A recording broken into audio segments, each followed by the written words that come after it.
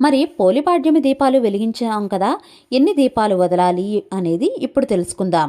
కార్తీక మాసం నెల మొత్తానికి కలిపి రోజుకొక ఒత్తి చొప్పున నెల మొత్తం కలిపి 31 ఒత్తులు అయితే వదలాలి.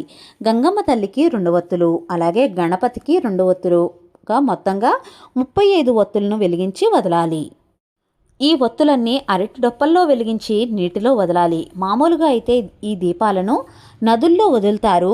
అందరికీ అది వీలు కాదు కాబట్టి మనం ఇళ్లల్లోనే తులసి కోట ముందు బేసిన్లో కానీ లేదంటే ఇత్తడి పళ్ళాల్లో అయినా సరే నీటిని నిండుగా నింపి అందులో కొద్దిగా గంగాజలం పోసి పసుపు, కుంకుమ, గంధం, అక్షింతలు వేసి ఆ నీటిలో గంగాజలంగా భావించి ఈ అరటి డొప్పల్లో వెలిగించిన పాడ్యమి దీపాలను ఈ నీటిలో వదులుతారు.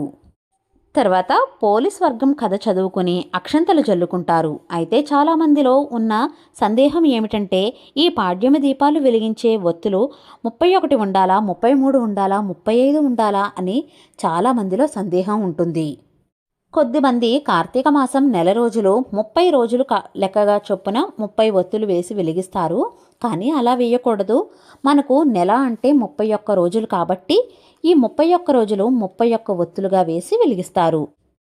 ఎన్ని దీపాలు వెలిగించినా సరే అది బేసి సంఖ్యలో ఉండేటట్లుగానే వెలిగించుకోండి. ఈ కార్తీక మాసం అంతా దీపారాధన చేశాము, మరి మేము వెలిగించాలా ఈ 33 ఒత్తులు అంటే కనుక కార్తీక మాసం నెలంతా దీపారాధన చేస్తే కనుక 3 కానీ 5 కానీ ఒత్తులు వేసి నీటిలో వదలవచ్చు.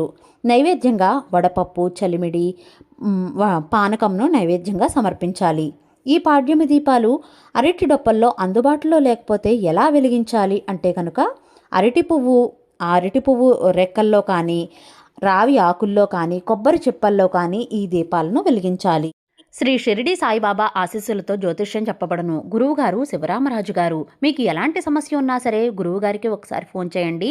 100% పరిష్కారం తెలుసుకోండి.